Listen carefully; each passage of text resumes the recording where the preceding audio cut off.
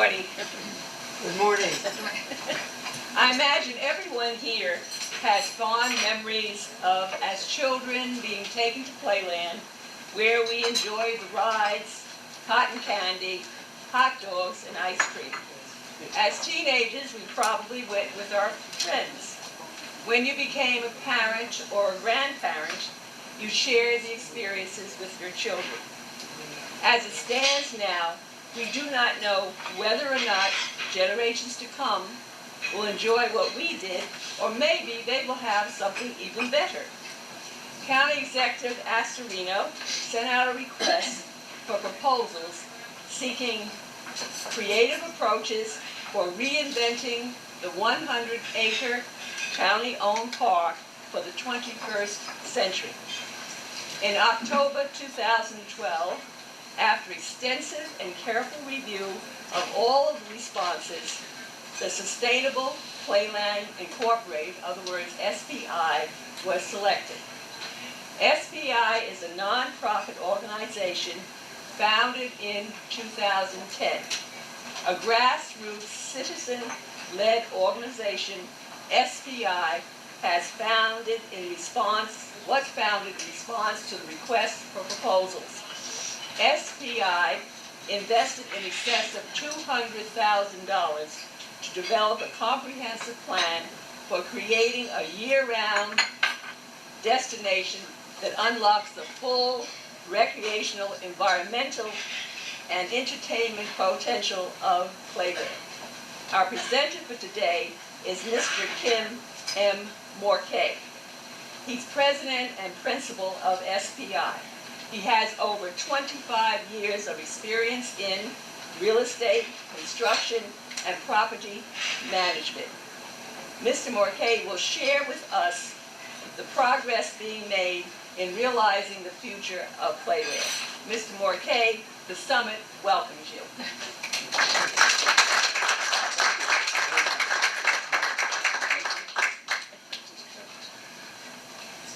Well, thank you very much for inviting me, and that was a lovely introduction, Francis. I very much appreciate that. It's great to be here. It's great to have the sun shining this morning. Just one correction. I am president of Sustainable Playland. I am not a principal. We are a 501c3. I'm a principal in my day job, which is commercial real estate. We're based in Connecticut, and we do commercial real estate throughout the region. And I am joined by Bruce McLeod, a fellow board member, and Bruce actually has more years experience in commercial real estate than I do. And it's important, I think, to mention that because I think there's a lot of parallels with Playland and kind of commercial real estate. And I'll talk about that a little more in a minute. And I am going to speak. It is informal. I'll try to keep my presentation brief. I did put together a brief PowerPoint, and it's small on only 3 pieces of paper, both sides, and multi-panel, so that we're being environmentally friendly, which is important. And of course, that ties into Playland as well, since it's a great asset on Long Island Sound in a very environmentally sensitive area. And of course, it's a public park. So I want to start really just and quickly go through my slides. This is my PowerPoint. So I was told that the lighting wasn't good here and that the projection wouldn't work. So I'm just going to do this and try and kind of follow along. I always like to have a PowerPoint or a prompt to take us through a presentation because it helps me, and I think it helps you as well. But the story of Playland, as Jeff so beautifully laid out, it was to solve a problem that existed on the Sound Shore back in the 20s. And they hit it out of the park when the government, when our local government, county legislators got together and came up with this great vision for this piece of property. And they included all of the elements that they should have included because there was a strong connection to amusement parks that existed there. So they recreated, the finest amusement park in the world at the time, and really a master planned amusement park. and it was the first to be done in such manner. And then, of course, they created a beautiful landscape on the access to the water and all the other things. The amusement park component itself is only about 7 or 8 acres, and of course, the park itself, if you include E3, it's 285 acres. And there's 7,000 feet of contiguous shoreline between E3 and Ryetown Park. So it's an extraordinary public asset, public park. And when we got together to respond, we wanted to respond in a positive way to the RFP, we thought through it and we argued about what it should be and what the vision should be. But the reality of it is the vision is there, and the vision needs to be restored, and the park needs to be restored. So there's a fundamental difference between what our proposal is and what the other proposals are, quite frankly, insofar as their focus is on the amusement park and making it a great amusement park. They are very good operators, so I can say nothing bad about them. We've checked them all out, and they are excellent operators. So, but it's a fundamentally different approach. Ours is a public park approach using what the 2006 master plan actually outlined as the right framework and model for Playland for the 21st century. So that's what we're trying to accomplish. It's not easy. It's going to be really difficult, and now we have to go through a political process as well. And I talked too long, so I blinked out. I have to remember my code. There we go. So, and you know the history of Playland going back to the 20s. This is a beautiful original rendering. It wasn't built exactly this way, but if you've seen this or look at it carefully, you can see what a gorgeous park and a natural setting, and a connection to the natural environment. That does not really exist there now. You can't even hardly tell that you're on sound when you're in the amusement park in particular. So, and again, I don't want to do the negative sell, but if you go and you look carefully and closely, you know, Playland is badly compromised at this point. There's been interventions for decades and decades that have been inappropriate between lighting, fencing, landscaping, the miniature golf on the Fountain Plaza area. It just should not be there. The 2006 master plan says it should be removed. You know, signage. This isn't about the tiki bar. This is about, you know, sticking a sign anywhere that, you know, you need it. There needs to be some guidelines. That's what sustainable Playland and our framework will bring to the equation. We'll bring that kind of vision, discipline back to, you know, this wonderful public park. So the buildings, you know, there's been removals of doors and windows and additions so that the fabric of the historic place, the authentic place, has been removed. It's gone. And it's really a shame because this is, in my opinion, it's a national treasure and it should be treated as such. So, you know, again, I'm not going to walk through every one of these, but just we want to restore the historical and environmental integrity of Playland Park. That's what we're trying to accomplish. Our framework, again, is a 501c3. It's a public park. It's owned by the residents of Westchester County, by the taxpayers. It's managed by the Parks Department. They're all at the top of the pyramid. SPI is below that. We have an asset management company below that. And then we have a portfolio of businesses that we will run and maximize and bring the best operators and the best product to the market on a year-round basis and expand the portfolio on a year-round basis. I won't go through the board. We have a small but dynamic board, and we have obligations under the asset management agreement to expand the board and include people from throughout the county as well as government officials and legislative representatives and so forth, which is appropriate. That's what we should be doing. We need that broad view. This is a county park. Of course, it's right in the Sound Shore, so the people that are closest to the venue are going to utilize it most, but we have to bear in mind, just like Lasden and other parks throughout the county, they're used and for all of the residents of Westchester County. So we have an advisory board, and we try to think about this and recruit people from around the county to help us think through the issues and community-wide issues.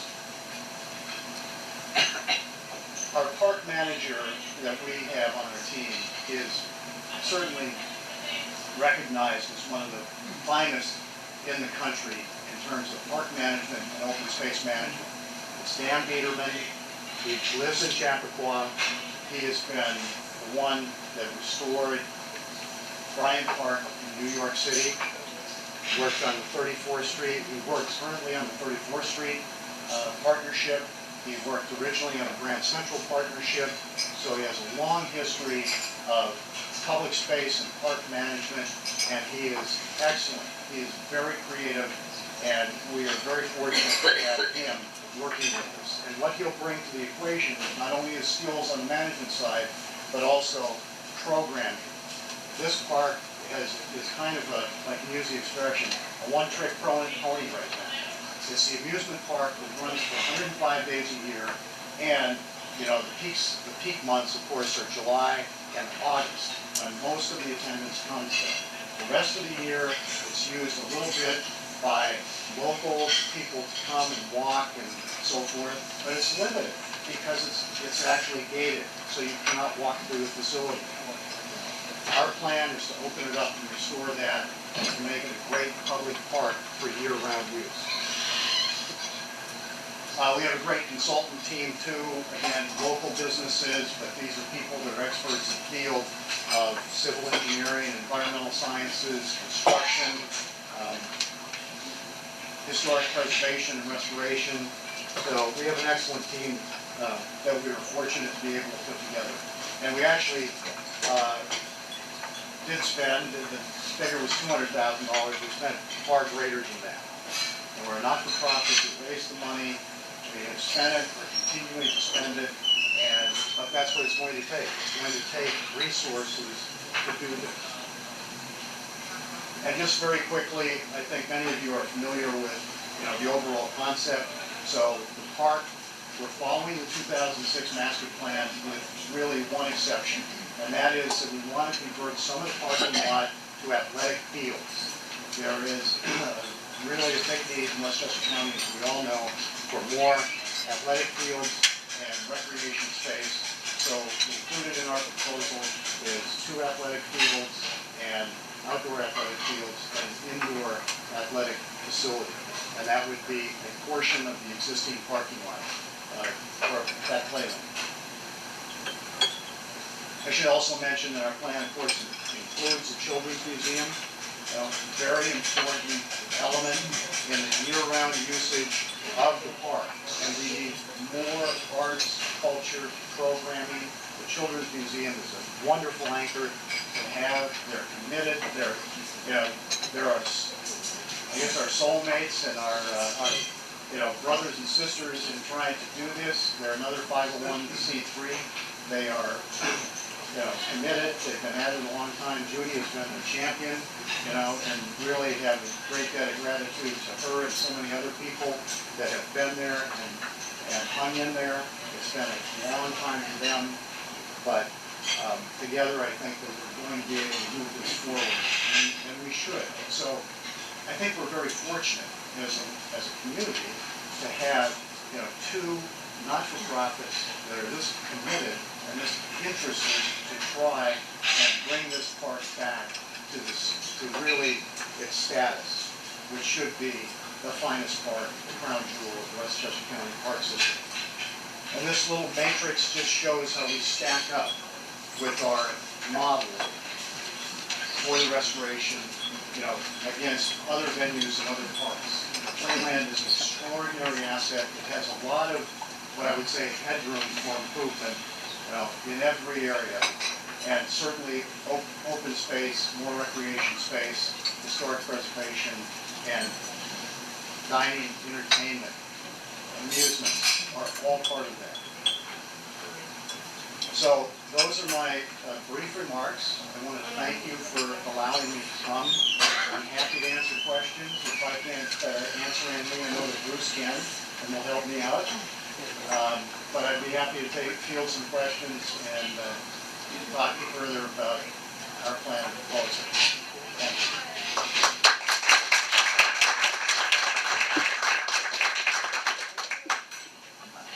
I have a quick question. Yes. Just because you mentioned that that portion of the parking lot will be taken for ball fields, where will there be sufficient parking for people who attend many of these things? Will this spill over into the streets of Rye? Will that affect residents of Rye, or have you thought out where Sure. you will relocate parking? Can you explain that? Yes, yeah, it's a great question, and it's a real concern, actually, with, I would say the legislators as well, and so we have looked at it. The great thing about Playland and what we have in terms of historical data is that, of course, counties operated it, so we have daily figures on attendance and parking.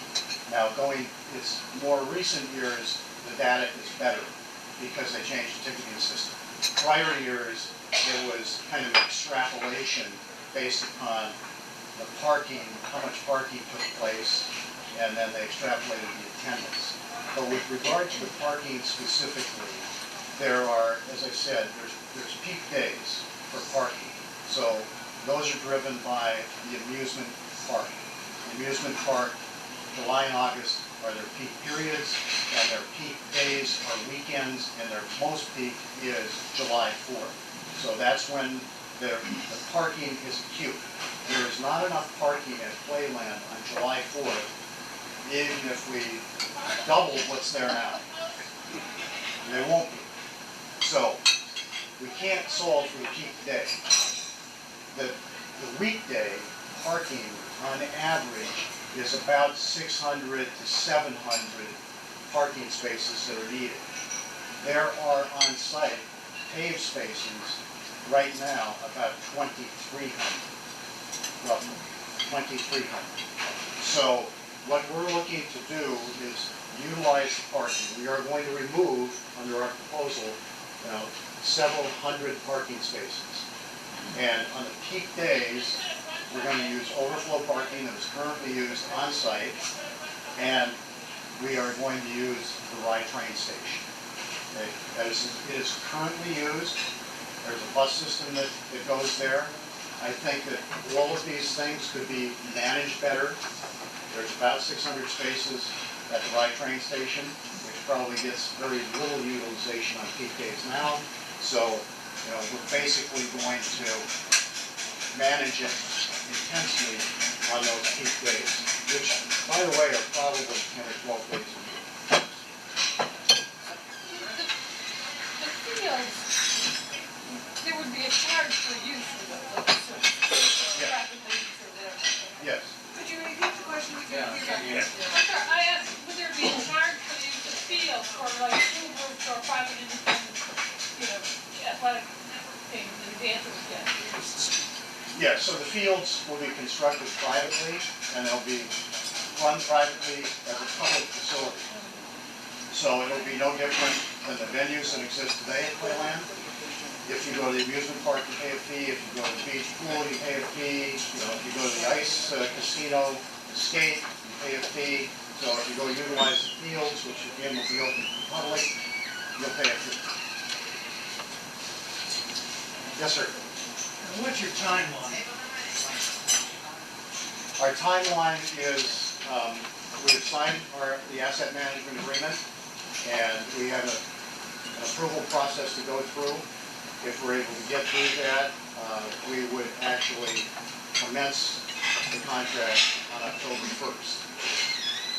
So of this year, we would be in operation on the amusement park beginning roughly May 11th and next year. How about your opposition or your competitors? Will they be submitting their plan at about the same time? Well, it hasn't been a bright line on the process, let's put it that way. That's a nice way. So we we have been designated by the county executive. We have negotiated a 10-year asset management agreement. We've signed it and submitted it. As part of that process, we have to go to the board of legislators and get an approval from them for our improvement plan, because we are making alterations to a public asset, but we are not spending public money. So that's the process. It's political, there is uncertainty, but we're going to, just keep pushing forward. Yes, ma'am. I've heard different things about how many rides are going to be kept. I've heard Kittyland's being kept in historic rides, but can you tell us how many amusement rides you plan to? Yeah, I don't know the exact number, but it's approximately, 70-75%.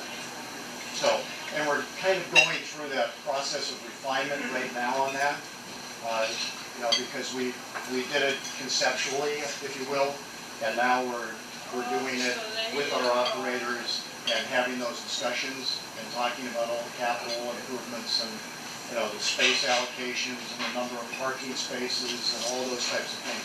That's why I said earlier, it's like commercial real estate in that regard, which I'm very familiar with.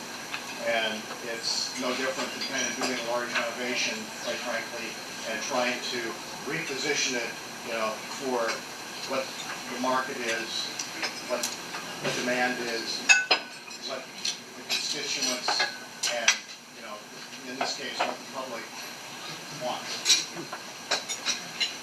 Yes, ma'am. Are you designing with the aim that the amusement park aspect of it will be maintained, or are you looking to peter it out? No. The amusement park, is a vital component. It's the largest revenue generator. It's iconic. It's historic. It's a national landmark. So our plan is to restore the amusement park, restore the landscape that, meaning the trees and the grasses and the bushes and the lawns and all that kind of stuff, and keep all of the amusement park. But, if you look carefully at the amusement park, you see that there's been an overcrowding, if you will, of elements. Some of it buildings, some of it rides.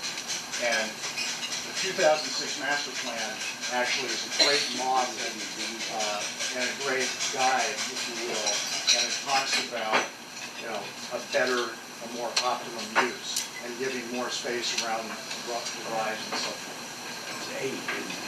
Would you be attempting to conform architecturally to any historic landmark preservation restrictions? Yes, we will.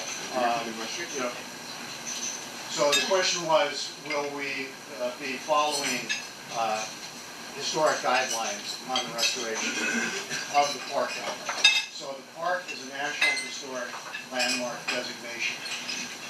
And as such, and in our contract, we are required to follow the National Park Service guidelines when we do building restorations or alterations. A lot of what we intend to do, at least initially, is actually removals of inappropriate additions that have been put on. And there are a lot of them. And then, of course, there's been a lot of just, removals. The colonnades on the north side of the park are gone.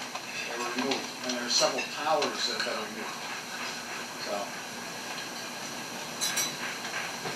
yes, sir. I've been a long-time advocate of voters' access to Playland to ride. Is that part of your plan? It is, but we're looking for committee members in that regard. So. He's a good choice, really good choice. Ernest Odierna. Hi, Rachel. I know. I'm not joking. Also, the pier is destroyed and we are like Ernie waiting for marine lumber and all of that stuff. I saw our dock yesterday for the first time. We had $600,000 worth of damage to the marina where I keep my boat. And so we're just in the process of rebuilding it. It's expensive. Is the ex-casino independent from what you're doing, or is that involved in what's happening with the Yeah. ex-casino? No, Can you always repeat questions for I'm sorry. So the question was, is the ice casino part of our proposal? And the answer is yes. Our proposal was effectively a proposal for the entire park. And that was the approach that we took to it. I think it needs, we felt strongly that it needed to have kind of this right organizational framework, to manage the park. So the ice casino it was damaged by Hurricane Sandy. Those repairs are going on now. And our intent is to make improvements to the ice casino and run and operate it as it is currently with an independent operator. Can you address the issues of safety at the amusement park and how it will be improved? Well, we have a portfolio approach. So our amusement park operator, and we have an asset management agreement, and we have these sub-agreements with a group of operators. So, and those operators are the ones that will be running the different venues, including the amusement park. So all I can tell you, because I don't know anything about it myself, is that there are industry standards that the county currently follows and that they will, have to follow. And running the lines. So safety, regular inspections, there's actually designations that are required. And again, that's in our contract, and we will tell the operator to follow those guidelines. Yes, sir. Early reports on the project make continued reference to the deficit the park is currently running. How are your plan to address that issue? Well, there's really kind of two components, just on a big picture level. There's two components. There's a debt service that exists, from primarily the capital improvements and the ride acquisitions that have taken place over the years. And that's 3.4 million or something like that of debt service. Yes, and then there's the kind of operating businesses. So in general, the operating businesses run at about a break even, okay? And I don't think I'll be telling tales out of school to tell you that I don't think they're well run. We don't think they're well run, but they can be much better run by private operators, with the right management and oversight and so forth. And we also believe actually there's quite a bit of opportunity for revenue growth on those, and more importantly for us as Westchester County residents, for better products, better recreation, better restaurants, rather than what exists there now, which are not very good. I'm just curious, how many people have been to Playland, in the last 2 years? Okay. And so how many, that's good, I would say that's 54%. Okay, so how many went there to the amusement park? And how many went just to walk? And how many actually spend a dollar? How many people went to have a meal there? Yeah, that's. I didn't go there. Okay, so thank you, Bruce, that was good. Well, that was interesting, because I would submit, and I live in Rye, not near the park, but near the village, but I would submit, and I go there actually all the time, because I walk there. In the morning, I'll take a walk, especially on a beautiful morning like this. And, but I would submit that if there were great products, services, restaurants, open space, and all that, that everybody's hand would have been up. And when you said how many people eat there, 75% of people eat. Yes, sir. In utilization of the amusement park, how many people do you, in your survey, see as non-county residents? This is a huge influx. It's not that I'm talking against it, but I do know that there's a huge influx of people from the Bronx coming in, utilizing the amusement park because it is their recreation, and it's been traditional more and more over the years, and less county residents. What do you see in in terms of, as your future, as you project utilization, are you trying to entice more of the county residents? Because there has been less and less county residents utilizing the amusement park as opposed to, say, for instance, Yonkers, which is Westchester, or the Bronx. Do I have to repeat that, or everybody? Well, that's a great question. We have not done our own survey, but based upon what they brought some of these, this is a 2006 master plan, by the way, which is a great document, but they did surveys, and they talked a lot about it. And it's 70% of the visitors to the amusement park are from outside of Westchester County. So 70%. And we think that, we should, so 30% are Westchester County residents. Now that seems to be, skewed, and it should be flipped in our view. So that we have 70% of the visitors, on a year-round basis, from Westchester County. So that's our view. The annual attendance from last year for the park, the amusement park, is about a little over 400,000, 438,000, or something along those lines. We see that as, maybe growing slightly. And we want to spread out the attendance so that we have year-round attendance for all the venues. We have a question over here, please. Will Green State Park be affected in any way? Edith Reed? Yeah. Will Edith Reed be affected in any way? Edith Reed is not part of our proposal and was not part of the RFP process. We are committed, we're talking to them, working with them, so we're committed to, and we have to, under our agreement, provide the access, obviously, through Playland Park. Matthew, look at the political process. What is it that is opposed to your plan? What is it that would be stopping your particular plan from being approved? Well, I think there are concerns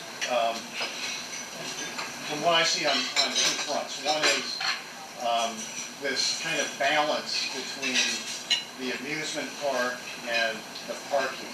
There is a concern that if there's not adequate parking for the amusement park component, that would have a negative impact on its economics. So I think that's a concern that's out there. Judy, of course, would have a better sense of this than I do, but we have been talking to legislators, and that's some of the feedback that we've received. The other is financial. So we are a 501c3. We've been here for 3 years.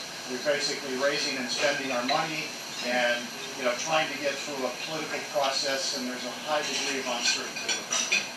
And that's what it is. So I would think there's some concerns in that area as well. Concerns that, I'm sorry, I have to be more specific. Yeah. I'm not, what is Well, some of that we the won't be able to concerns? get through the process. Oh, Yeah. Because what? You want me Yeah, Yeah, I can tell you sort of the backstory here. Lateral that ball. Lateral that ball. Yeah, right, exactly. Judy, can you grab the mic? Sure. This started out, and I think I've spoken about this here before, this started out as a really terrific procedure, a terrific idea. Let's take something that's been a problem in the county for a number of years, where we've got this $3 million sort of nut that we carry with us all the time that's debt service. We break even basically every year at Playland. Now that's not, if you look at it as just one of many parks in Westchester County's portfolio of parks, Playland is the only one that really makes money. However, it still costs taxpayers that extra $3 million a year just to carry the debt service. So what was a brilliant move, in my estimation, was when the new county executive came in to say, you know what, let's throw this out there. Let's blue sky it and say, reinvent Playland. Let's ask for a request for proposals. And 12 proposals came in for the reinvention of Playland. And they ran the gamut from everything from change the merchandise that's sold there to all the way to the very top end, which was Legoland. Legoland promises to bring between 1 and 2 million people in a year on the Boston Post Road, traveling through Larchmont, and but I'm not biased. And they would raise our AZE, the park, and create everything from bricks, little bricks, the kind you walk on at night when your kids leave them out and it hurts. At any rate, so that's Legoland. Going back, so the process was the RFPs came in, the county executive formed a citizens review committee. I don't know, there were like 25 of us. I happened to sit on it. There were 3 legislators, and then it was filled with all sorts of people from all over the county in different professions, different walks of life. And we had at it. The only problem was we were not given the financial data. That was viewed as proprietary only for the county administration to see, and so everything financial was redacted. It was a bit like, you know, trying to fight with one arm behind your back. And we came out at the end with a recommendation for the top 3. It was Sustainable Playland, and then there were 2 that were basically amusement park oriented firms that would run Playland. And unfortunately, in my opinion only, that's where sort of the process got a little derailed, because it then went back into the administration's hands, and they did all of the vetting of all the budget and the financial numbers and started in with all the serious discussions, and it left the Board of Legislators out completely, largely because the administration and the county attorney felt that it really didn't require Board of Legislative approval. So fast forward, the county attorney has changed his mind and now feels that yes, any change to the assets of a public park do require the approval of the Board of Legislators. So basically what the Board of Legislators has been doing over these past few months, and why there's been sort of this tumult, is trying to get up to speed, trying to quickly bring, only 3 of us out of 17 had the privilege of even being involved in looking at these proposals. So trying to get the other 14 up to speed, see what's going on, trying to understand. We've brought the different groups in, they've all done their presentations, we're still reviewing the data. And the county executive has signed the asset management agreement with Sustainable Playland. And has given them the date of October 1 to come forward to the Board of Legislators with a Playland improvement proposal. That is what we are now, the Board of Legislators is working towards. We have it, it's in our committee system. The committees are reviewing the data. We have brought Sustainable in a number of times. We ran a big function down at the county center that some of you were at, where all four proposals, including Legoland, were portrayed. Where we are now is waiting for the Sustainable Playland proposal to come in and continuing to sort of try to analyze the differences between the proposals and seeing if there's wiggle room where they may be able to sort of address all of the needs and all of the, everybody's basically satisfy all of the constituents of Westchester County, which of course we will never do, but we're looking to do as much as we can in terms of pleasing all the different stakeholders there. There's one mistake, another mistake I think that the county executive has made, which was to link the Children's Museum to this October 1 date with Sustainable Playland. The Children's Museum, it has the money, is ready to go to outfit the interior. And we brought it up yesterday when we heard that Playland's initial opening weekend was pretty lousy, rained. And this past weekend they did dismally, of course, because it was lousy weather. If we had a children's museum, which is really sort of the prototype for a lot of other things that could happen at Playland, well, then there would still be people coming in even during lousy weather. And that's sort of, I think, one of the driving ideas behind this plan, which was not present in the other plans, is this ability to utilize this great historic treasure year-round and to have other things there other than just the amusements. And there'd be museums, we are working to get that ice casino back up and running. It's a long process. That place is so architecturally significant. It's a, what kind of a roof is it? Barrel vault roof. It's just an amazing, the damage is amazing that was done by this storm where it literally blew the doors off the back of the ice casino. Water and fish came in onto the ice and got in all of the mechanics and ruined everything. And then the roof blew off. So it's not a great place to ice skate right now. But this is the idea, and this is the kind of discussion. These are all the kinds of questions that the legislators have been asking. So it is definitely a work in process, a work in progress, and we are hoping to progress as we move along. Is it possible to do the interior, all of the interior structures of the museum, and await the exterior design? Yes, because what happened with the building that the Children's Museum is slated to go into, that's the North Bathhouse. That, to go along with some of Jeff's tidbits, that's where one would go and change into one's bathing costume before traipsing onto the beach in the underground entry to the beach. So the bathhouses were actually crumbling, falling down completely. They were filled with asbestos, and a number of years ago, we voted on the Board of Legislators to spend $7 million so that they wouldn't crumble and fall apart, versus the alternative was to spend $13 million to tear them down. So we spent the 7, and they have all been, both bathhouses have been beautifully architecturally restored on the outside and meticulous. Are they registered as landmarks? They are not registered as landmarks, but the whole park is designated. And I think the bathhouse buildings had to comply with the historical preservation, but they in themselves are not. What they are is we also had to do state legislation. We had to apply for basically what's known as a deparking. We had to get the state legislature to approve allowing a children's museum into the site, as opposed to because that is not specifically park related. And that was done. So actually the restoration, the buildings have been restored on the outside. One is to be used for the Children's Museum, but the interior is nothing. And that's what the Children's Museum has raised all their money for, to come in and completely outfit the interior of the building and make it into a museum. And they want to spend, the budget for them is about $6 million. Yes? Will there be new buildings constructed as part of this, or is it all in renovated facilities? I don't know.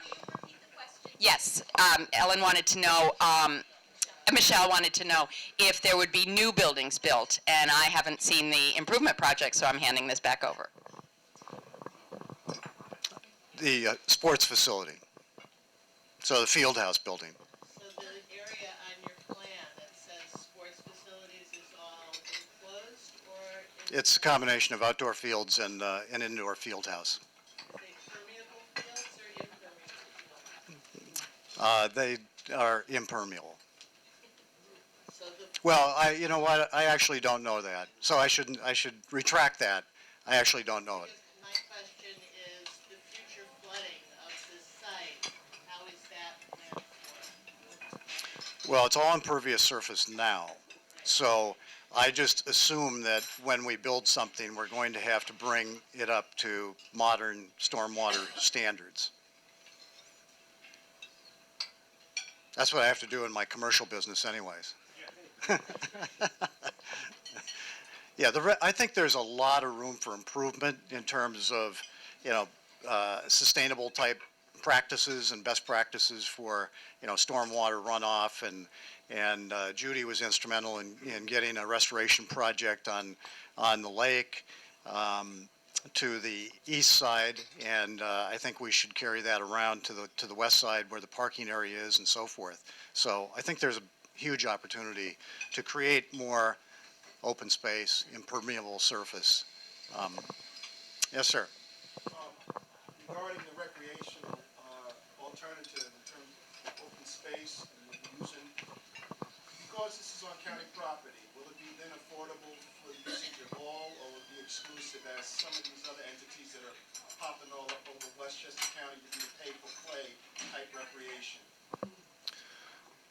Well, you know, I say pay-for-play because we do have recreational outlets that are popping up throughout Westchester County. I use Brewster Sports Complex, the new sports complex in Ardsley. Those are private, but they're not on what's called public space. They're on spaces that were these entities had built, and now it's pay-for-play, and it's exclusive. It's really outpriced to the normal Joe Blow, pick the ball up and hit it to your kid type person. right, right. So this is on public property that you're talking about. So will it then be affordable to the public at large? Right. The improvements are going to be constructed privately. So just like any other venue at Playland that's there currently, other than, you know, taking a walk on the boardwalk, there'll be a fee for the usage of the facility. But we have talked to the operator about, you know, having special programs, scholarship programs. You know, it's going to be directed, it's going to be a very community focused. And by that I mean it will be focused at schools, clubs, teams, both youth as well as adult. And so it's going to include the entire community, not just, you know, a certain segment that can afford that. Yeah. Westchester County. Right. Okay, final question. I'd like to ask Judy a question. Oh, even better. Did you get to eat? You should No, go sit. I need more coffee too. Yes. Judy, the county executive has said that in the past, Playland has lost money and has had a reduction in attendance. There have been newspaper reports the past few years that the legislature was going to do an audit of the county administration's figures. Yes. Has that audit taken place? If so, what is it? It's say? ongoing, and we haven't gotten the numbers yet. They're still working on it. There is, and it's what they're looking at now is all of the different proposals, as well as an audit of the current and the current figures. What tends to happen, and it has decreased, but as Kim said, there were two different methods of measuring how many people came into the park. And one of the big changes, even though it was greatly debated and not really very attractive, was the putting up of the fencing all around the amusement area, which actually, it was great in terms of being able to count bodies coming through the turnstile with their bands, but it also eliminates the element of open access to this beautiful, I mean, I don't know if any of you actually go in there and not to go on the rides, but the gardening is gorgeous in there, and the landscaping is it was designed to be a beautiful walk, promenade, to go up and down in that park area. So they used to figure that there, you know, based on number of cars, there were 4 people per car and 50 people per bus. And so we're never completely sure there were numbers bandied about that there were 1 million people there. And there are those who think that you couldn't fit 1 million people in that park. So it is, but what does happen, and it's basically the same every year, is the park sort of breaks even at around, 13 to 15 million. But there's always this extra cost of carrying the debt service, so that the total expenses always show up at about 18 million. So then we're always saying, okay, then the tax levy has to cover, and that's been the big criticism. Should the county be using tax dollars to subsidize an amusement park, basically? Or do you look at it as a park, in which case all parks, hopefully, are subsidized by tax dollars? So it's a great debate. It really is. Keith. I'm sorry, but I'm a youth advocate, and Playland is also the largest employee Yes. of the county employees. With this new sustainable usage, and will the new management then be in charge of the hiring, or will the county still have sole exclusivity of hiring county residents in youth summer employment? Well, I mean, Kim, you might need to come back up here, but, or you can, I can't bring this. But at any rate, they will still obviously need summer employment because there is a whole summertime employment that goes on there that is not there during the rest of the year. There are also ride operators who've been specifically trained in the operation of each individual ride. And some of them are very, very, very delicate, very intricate. One of the things that we've seen going on there, and actually it's really fun to see, if you go there early in the morning before the park, the amusement park opens, you see them testing. They have to test the rides every single day, and that's New York State law.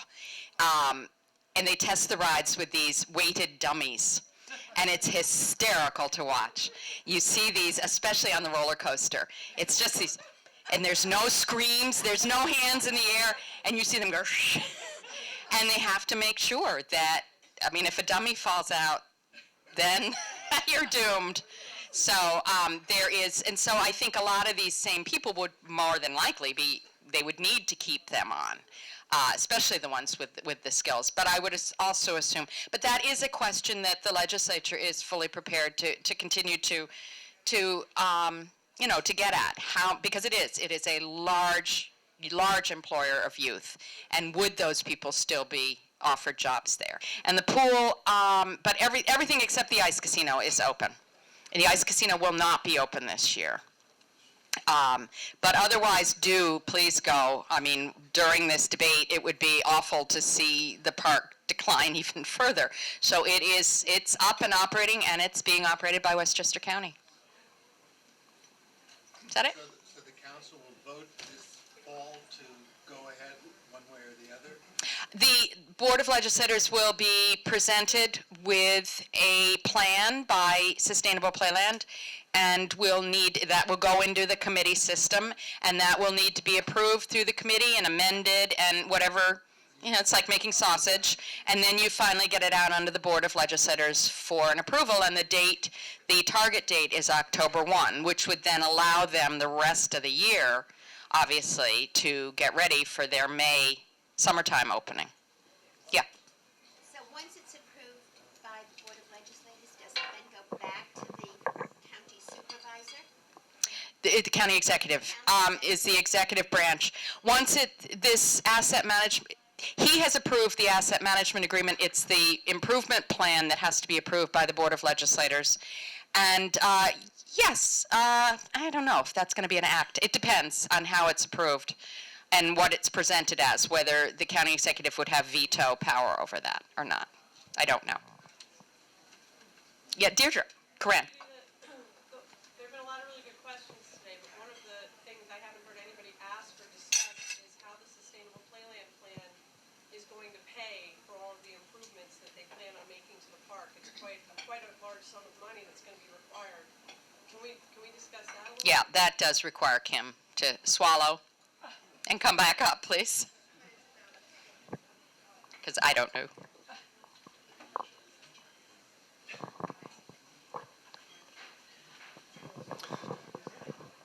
That's a great question. You know, when we submitted the proposal, and it was 3.5 years ago, we did a market study, and again, it's a portfolio approach. So we have a management company and then individual operators. And the big picture is that there's $25 million of improvements that the operators will bring to the equation, and then there's money that SPI will bring to the equation. We'll use rents that are paid to us or fees that are paid to SPI to pay for debt service on bonds, so new debt, and then we would also have, there is fundraising that will be required. We're also going to, you know, go after grants, historic preservation grants and other things of that nature. And, you know, so that's the entire capital stack. Now, a lot of that has really changed because of 3.5 years of time, Hurricane Sandy, and other things. You know, you may know that there's a 4-rank proposal currently in the village of Rybrook, And so that may impact some of the economics on the ice casino, for example, and that's reflected in our asset management agreement. So this is, I mentioned earlier that this is a lot like commercial real estate. It's not static. It's not. It's a very dynamic process. It involves, we also have not done extensive, due diligence on the buildings, quite frankly. Now, Westchester County has a good list of information available. They did a small buildings report a few years ago, so we have a good baseline. We have the 2006 master plan, so we've got a good baseline of data. But and initially, we're going to be looking at low-cost interventions, because there are so many inappropriate additions that are put in buildings in the wrong places, small buildings like ticket booths and this type of thing. Landscaping, lighting, this is something that Dan Biederman is expert at and is used, throughout the country. So those are the ones that we'll focus on initially. It's going to take us 3 years to get to a stabilization. That's our projection, 3 years. So, and we have to build, of course, the sports facility and so forth. So with that, I'm going to say thank you. I'm going to bring this to an end, at least for me, because I have a day job, and I have to get to a meeting actually in Connecticut. But I want to thank you again for asking Sustainable Playland to come and talk. Kim, I can stick around if there are more questions. Okay, good, good. So if we do have other questions in particular, where we send, is your email, your information? It's not there. I'll provide it to the summit, and you can, contact Sustainable Playland through that. Okay? Thank you.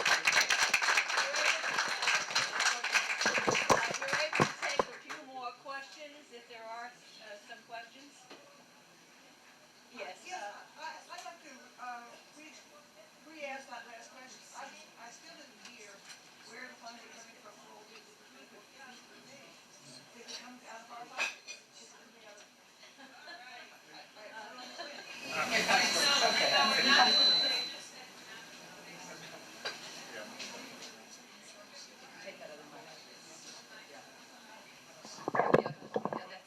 This one? How's that? Can you hear? Oh, hello. Yeah, I'll try not to yell. The way it works is that we have 4 companies that will be operating the different pieces of the plan. It is their obligation and their company assets that will improve, for example, the amusement park. So if they want to put in new rides, they and their company balance sheets will produce the new rides. So that doesn't come from your pocket or my pocket. The other part of it, which is kind of the Great Lawn and the public areas, is where we have to go fundraise. That's not coming from individual operators, except if there's some excess rent that they pay us, we can use that. But we have to go raise that money or get grants, and that's probably $6 or $7 million.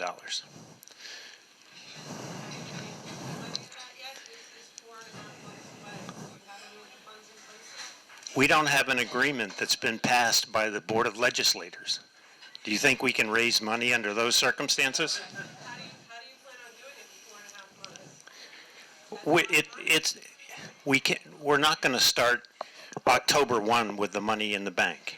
We need to get the authorization to proceed, and then we're going to have an orderly fundraising, and this plan is going to be implemented, as Kim just said, over a 3-year period.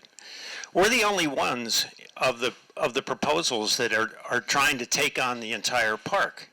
The others are amusement park operators, and the rest of the balance of what we have in our plan is not being addressed by them. And I think that's probably the biggest difference, and I think that's probably the appeal of the plan that we have. And it's not easy. Yes? Correct to assume that you all selected and go forward at the 3.5 service goes away, and that the money will be out of your pocket, the operator's pocket, whatever all you can raise, without touching the county? When we've modeled this over time with the preliminary information that we have enough excess revenue coming in that we turn over. We don't keep anything for ourselves. We're a not-for-profit. We turn it over to the county. And over time, that $3.5 million of debt service will be covered by the excess revenue that we generate. Not immediately, but over time, in 5 years or so, we're projecting that that cost to the county will be covered by Playland itself. Do these other plans provide for something of that character to reduce the debt service? I think that's everybody's objective, and that's why there are finalists, because each one, the proposal is that over time, the debt service will be covered by Playland itself.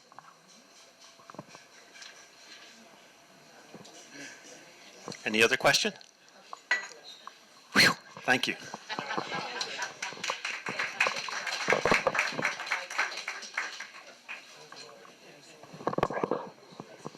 Thanks. On behalf of the summit, I'd like to thank Mr. Marquet and Mr. McLeod and Legislator Myers for their presentations this morning, and thank each of you for being in attendance. Thank you very much.